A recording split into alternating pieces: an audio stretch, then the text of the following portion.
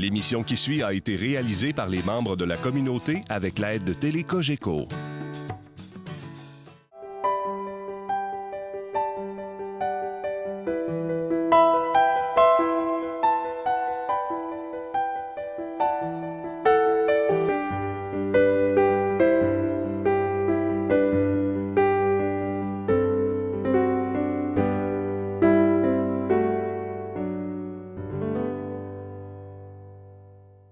Bonjour, bienvenue à Signe d'Évangile. Dans notre Église, vous le savez probablement, il y a deux grands temps forts dans la liturgie. Il y a le temps de l'Avent avec la fête de Noël et il y a aussi le temps du Carême avec la fête de Pâques et le temps pascal qui se poursuit après la fête de Pâques jusqu'à la Pentecôte. Alors cette semaine, nous entrons dans ce qu'on appelle le temps du Carême. Alors, ça commence avec le mercredi des Cendres, qui sera cette semaine.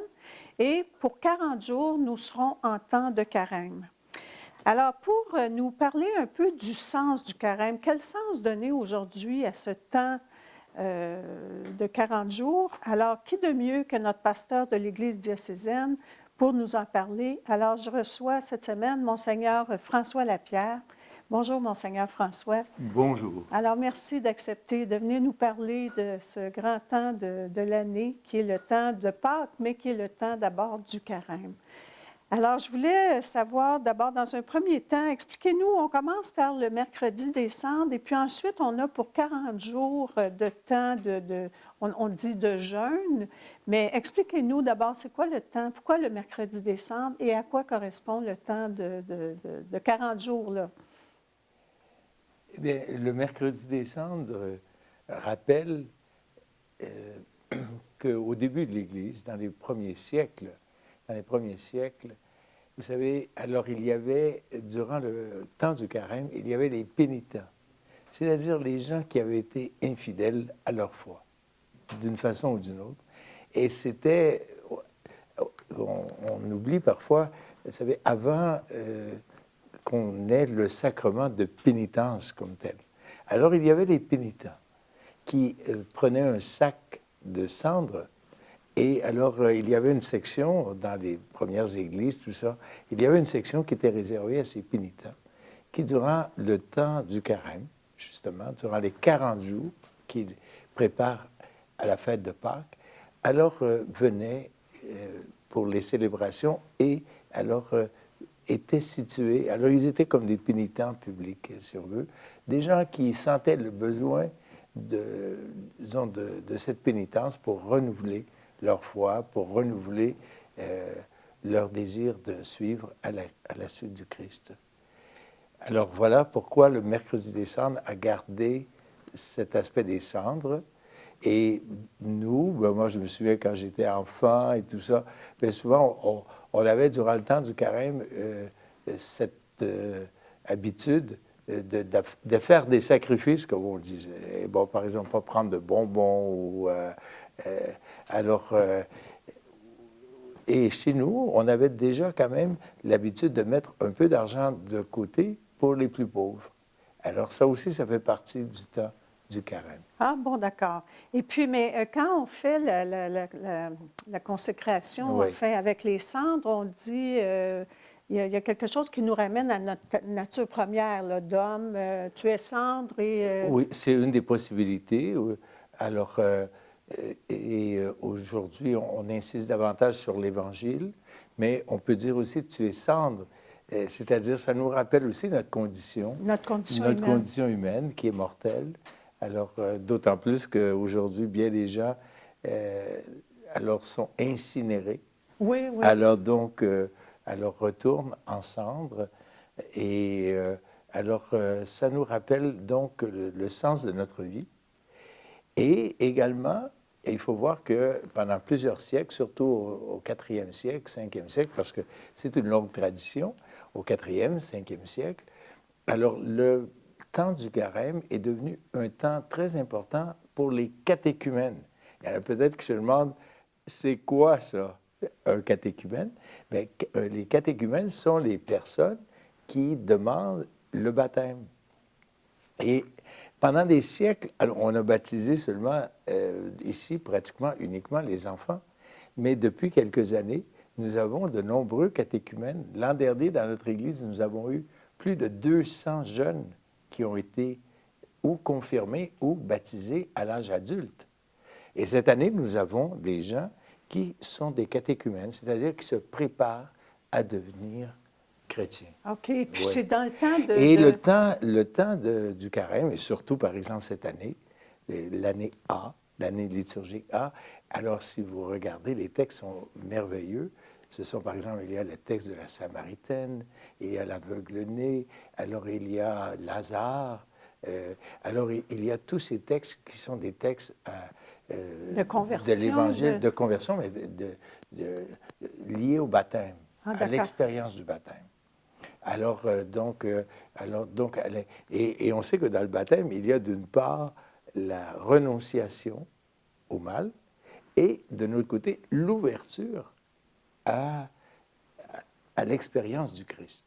Et voilà, alors que toutes ces liturgies de carême nous invitent, nous, aujourd'hui, à reprendre cette expérience baptismale, parce qu'on reçoit le baptême une seule fois, mais la grâce du baptême, elle est permanente. Oui, oui. Vous voyez? Et donc, d'une certaine façon, de se reconvertir pour Voilà, vivre la grâce du Christ.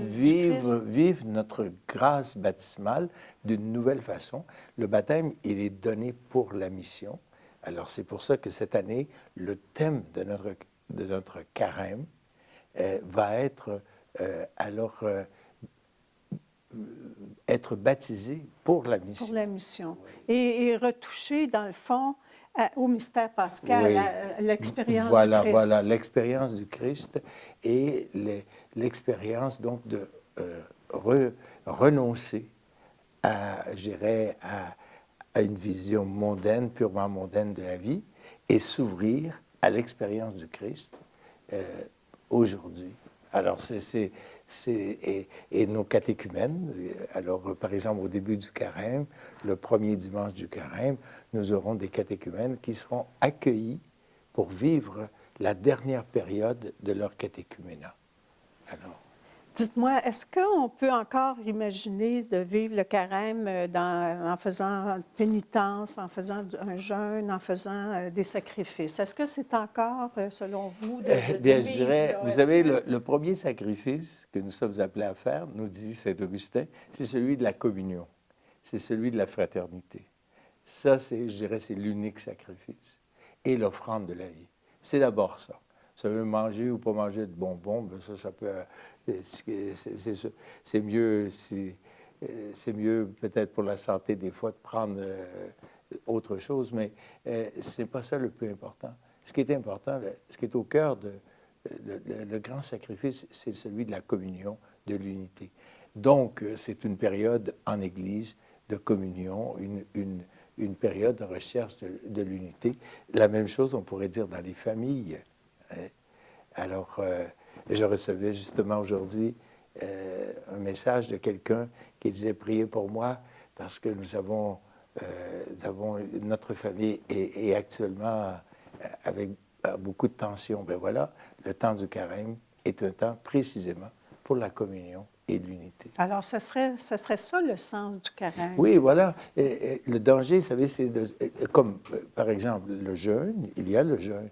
Mais le jeûne, alors, il ne faut pas perdre de vue que, alors, c'est pour nous faire entrer davantage dans le mystère du Christ, qui est le mystère de la charité et de l'amour de Dieu. C'est ça, dans le fond, c'est d'accepter c'est de prendre conscience de notre mission de baptiser. Voilà. Et donc, en faisant un jeûne, dans le fond, ça nous garde dans cet esprit-là. Voilà, c'est un temps, et qui rappelle aussi les 40 ans. Voyez-vous, les 40 ans du peuple au désert.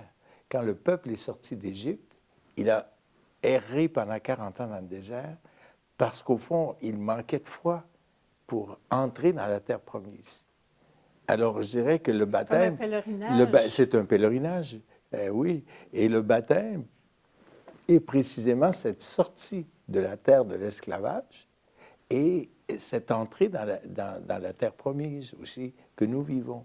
Alors, il y a ces deux réalités-là. Et alors, les 40 ans, donc, le chiffre 40 rappelle les 40 ans au désert et rappelle également les 40 jours que Jésus a vécu au désert aussi, où il a été tenté. Alors, la tentation fait partie de la réalité humaine aussi. On n'est jamais uniquement dans le bien, ou on est toujours un peu tiraillé. L'être humain est tiraillé. De là notre condition humaine. La condition humaine, et d'où l'importance, donc, de ce temps qui nous prépare à la fête de Pâques, c'est-à-dire à la victoire du Christ sur la mort, sur le mal. Alors, pour accueillir cette fête, alors il y a cette longue préparation. Et alors, voilà, il y aurait beaucoup à dire, parce que c'est une fête très riche et très belle. Et très belle. Alors, Monseigneur, vous aurez l'occasion, pendant ce temps de carême, probablement que vous commencerez comme une tournée, en fait, du carême, dans lequel, j'imagine, vous allez reprendre un peu ce sens-là du carême. Et ça commence donc probablement le 5 mars, la journée du mercredi décembre, à la cathédrale. Et nous avons un pèlerinage à travers le diocèse, parce que, justement, cette idée de pèlerinage aussi est très présente. Le peuple qui a quitté l'Égypte et qui va vers la terre promise, 40 ans, bien évidemment, notre pèlerinage ne durera pas 40 ans, mais 40 jours. Nous allons aller dans toutes les régions de notre diocèse. Nous allons à Sorel, nous allons dans la région de Bedford, Farnham, nous allons à Granby, mais pas uniquement dans les villes. Nous allons aller à Saint-Théodore d'Acton, par exemple. Nous irons à Saint-Louis, alors dans les villages aussi. Alors il y aura... Et nous allons fêter la fête de Saint-Joseph à Granby, le 19 mars. Ah bon? Oui, parce que ça tombe cette journée-là, un mercredi. Donc la fête de Saint-Joseph. Tous les mercredis du carême. Et nous terminerons avec la messe chrismale. Peut-être que nous aurons l'occasion d'en reparler, mais nous terminerons avec la messe chrismale ici à la cathédrale. Alors, qui va être autour de la fête de Pâques, qui est le 20 avril, donc ça sera dans la semaine qui précède. Nous aurons cette grande célébration qui est chrismale, veut dire justement la crispation, l'onction. Et alors, tous les sacrements, par exemple la confirmation, il y a l'onction, alors qui marque le don de la grâce de l'Esprit Saint. Alors, voilà. Bon, bien écoutez, Monseigneur, merci beaucoup. Et j'aurais encore un dernier mot, si c'est possible, parce que le carême est également un temps de solidarité. J'aimerais rappeler que nous avons déjà des jeunes ont commencé, et des moins jeunes, ont commencé à ramasser, à mettre de côté un peu d'argent pour le carême de partage pour développement et paix. Alors, c'est très important. Alors, donc, c'est un temps de prière, mais c'est un temps aussi de solidarité. Et même le jeûne est un jeûne qui prend son sens dans la solidarité avec les plus pauvres, avec les gens qui n'ont pas le nécessaire quotidien pour manger. Bien.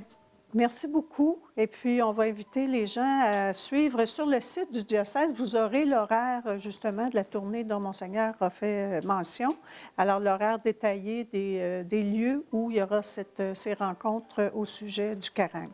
Alors, merci beaucoup, Monseigneur Lapierre. Ça fait plaisir. Et puis, bien, chers amis, je vous souhaite un bon temps de carême. Alors, avec les éclaircissements de Monseigneur, certainement que ça va nous aider à vivre ça de façon plus profonde. Et puis, bien, j'espère que notre émission vous a plu.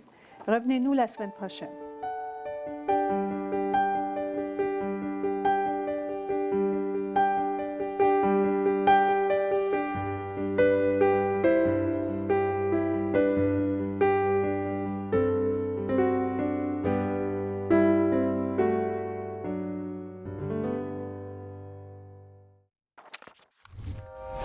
Télé Cogeco, un service exclusif aux clients de Cogeco.